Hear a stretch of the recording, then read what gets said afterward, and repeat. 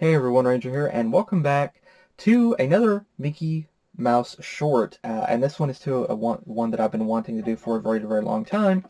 And this is a very special one. Keep on Rollin'.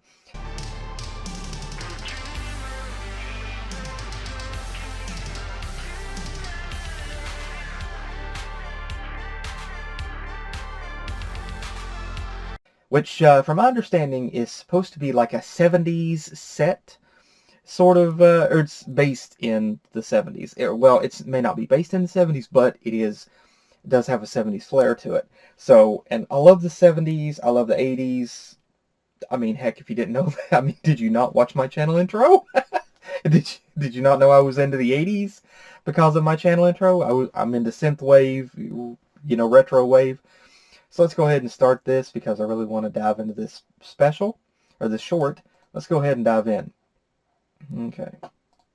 Okay, let me double check to make sure I'm still recording. Good, I am still recording. Good, okay. Okay, starting video in 3, 2, 1, click. Oh, I love that intro. Disco! Hey! What? Sid? You're a freaking DJ now? Maleficent! No, it's... Look at those poor unfortunates. Oh my gosh. Dang! Uh-oh. Don't get me wrong, this music kicks too. I love this. I love power metal too.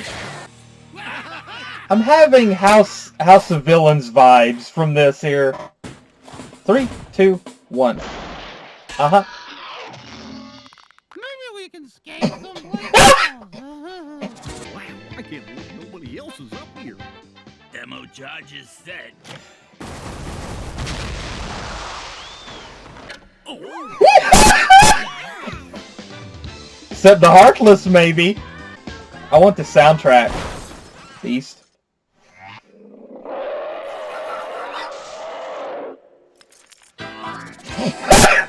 I love these shirts. Nice boardwalk. Alright, we can do it here. Let's do it here. That's not safe. With me. Yeah! I do love the metal here, don't get me wrong. One. Oh, wow. Oh! I got a question. Where the heck is Sid? Cute. Adorable. Oh, they weren't dead. Okay. Oh. Whoa! He got funky! I love Minnie's dress. Mickey's up. Oh, that's cool!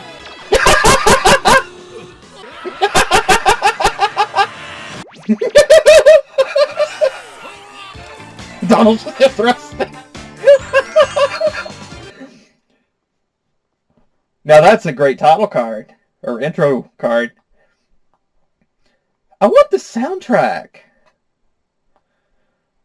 I want this soundtrack. This is killer.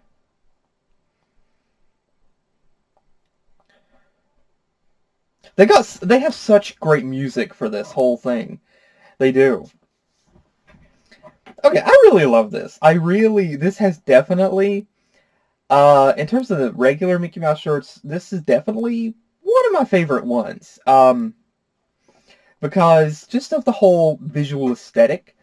And it's cute seeing Mickey and Minnie dance together. It's just so super cute. And it's very, very cool. It's fun that they, basically got together for this whole disco night. And we're just going to hang out and have fun. And then, of course, Pete and Ursula, sorry.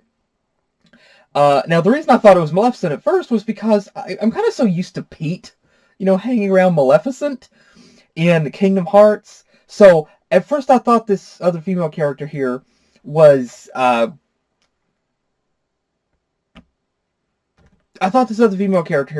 first was Maleficent, but it hit me, of course, once I saw Ursula, yes, that was the character that Ursula used. So, wasn't used to that, so that was very, very interesting.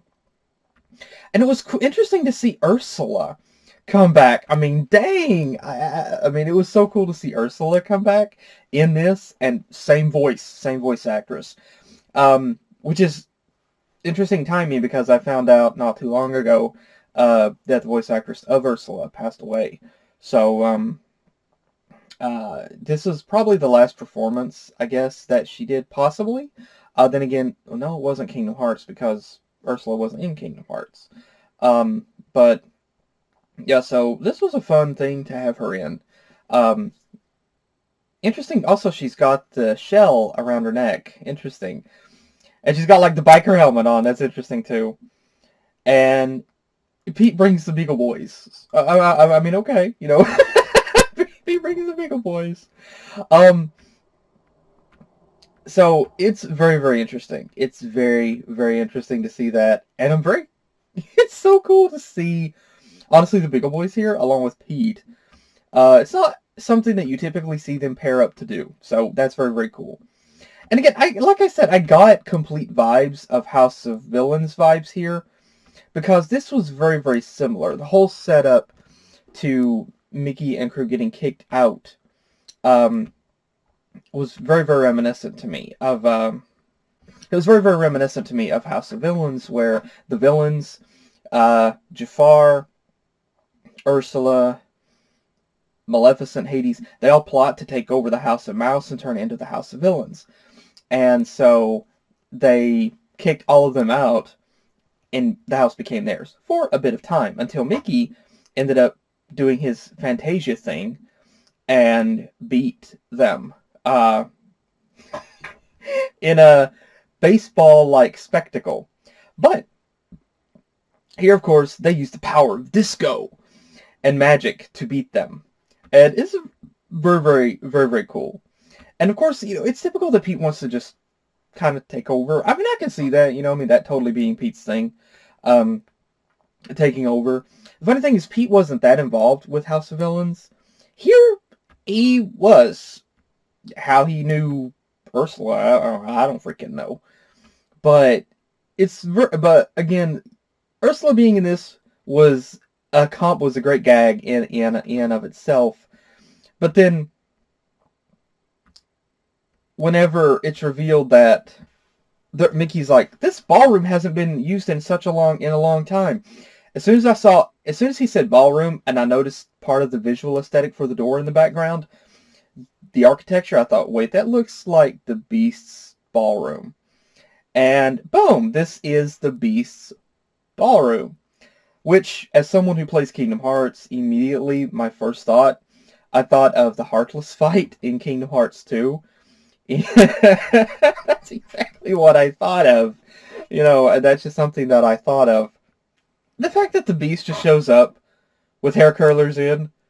Now, which is funny, because this, of course, does kind of contradict the end of the movie, where he became a human again.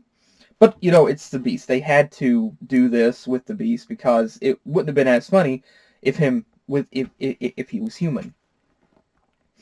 But, clearly, the Beast does not care that Mickey is the king of Disney Castle, Minnie's the queen of Disney Castle. The Beast is like, I'm trying to sleep. Which, honestly, I'd be the same way. You know, I don't care who it is.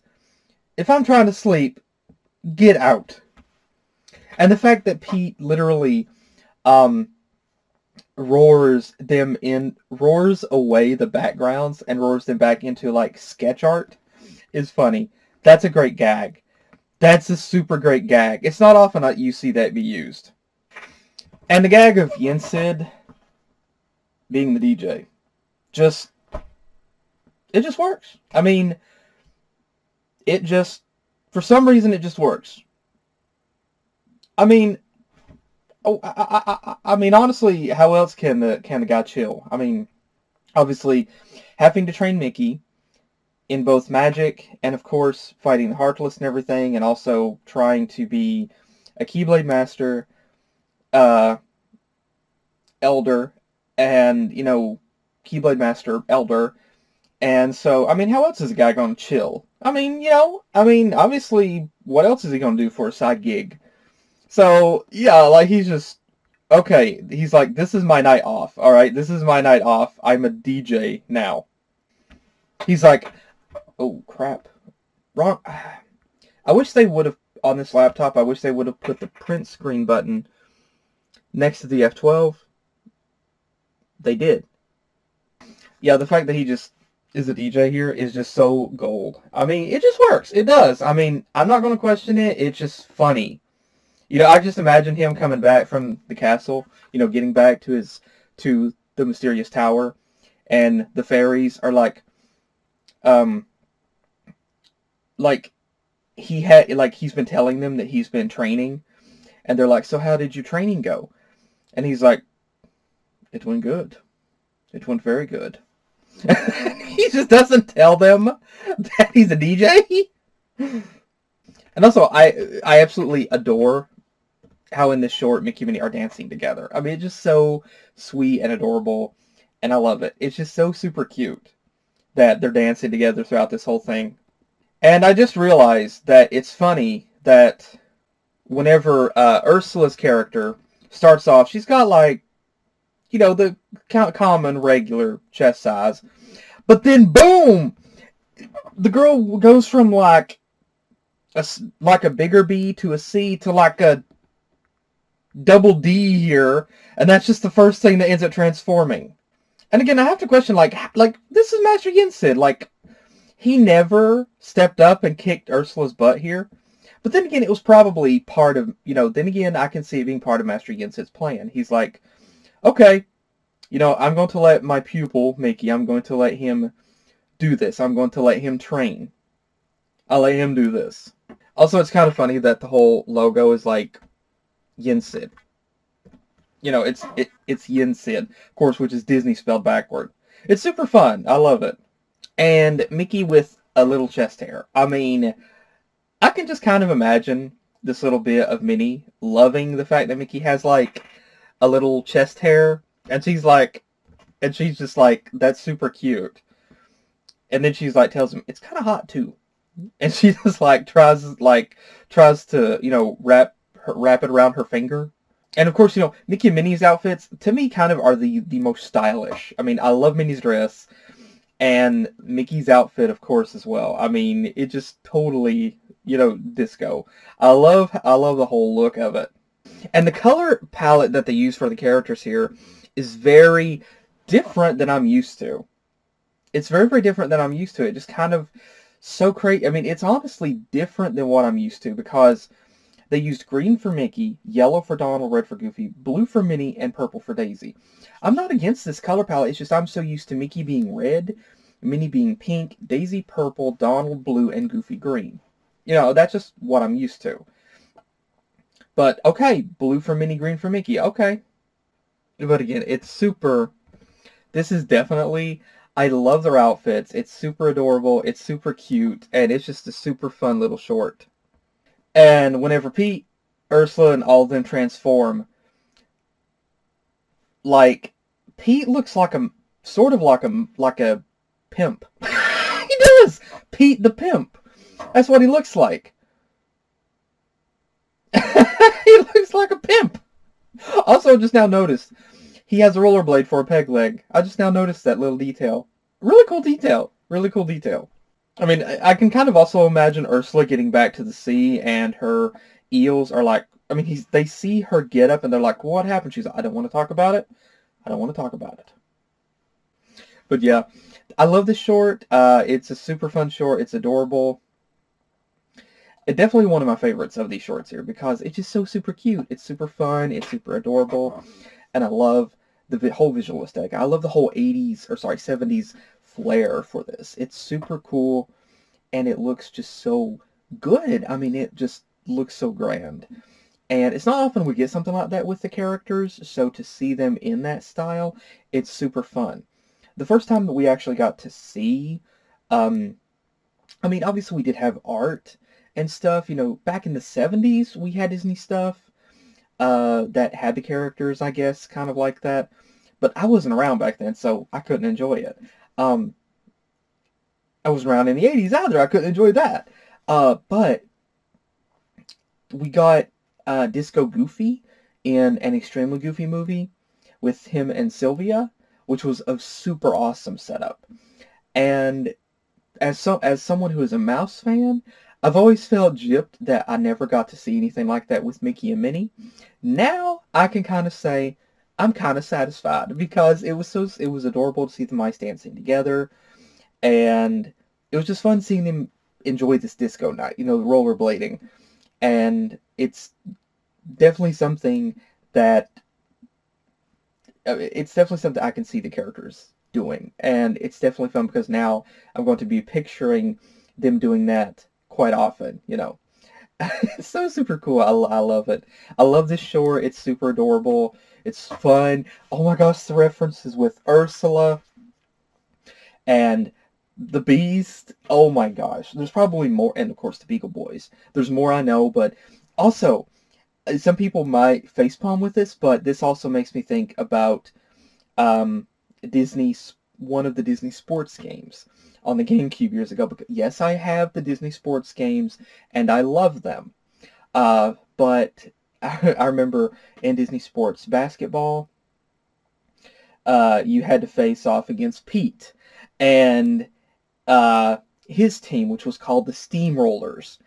And Pete was difficult to beat. His team was kind of difficult. It wasn't super challenging. It wasn't like Final Fantasy difficult, but it could be challenging at times because it just depended on what the AI decided to do. Um, but again, it was fun, and I loved it, and this kind of takes me back to that, I know it's not a reference whatsoever to that, but kind of a little fun thing to think about. But again, this is super fun, and I love it, and it's very, very cute. It's very, very cute. And definitely one of my favorite Mickey shorts because I just love this whole setup here. So far, out of all of the Mickey shorts that I've watched of The Wonderful World of Mickey Mouse, this is my favorite. This is my favorite one right here. The 100%, this is my favorite one. So, super cute, super adorable, and I love it. It's super fun. It is super fun. And and also interesting thing to watch after the voice actress for Ursula, finding out that she passed away a little while back. So glad I got to watch this as well, and hopefully honor her too. But again, it sounded just like Ursula. She did such a great job. I know The Little Mermaid came out, what, in 96, 97? I think. I don't remember for sure. It was the very late 90s. I think it was in late 90s. I want to say 96, 97. I could be wrong. Please don't hold me to that. But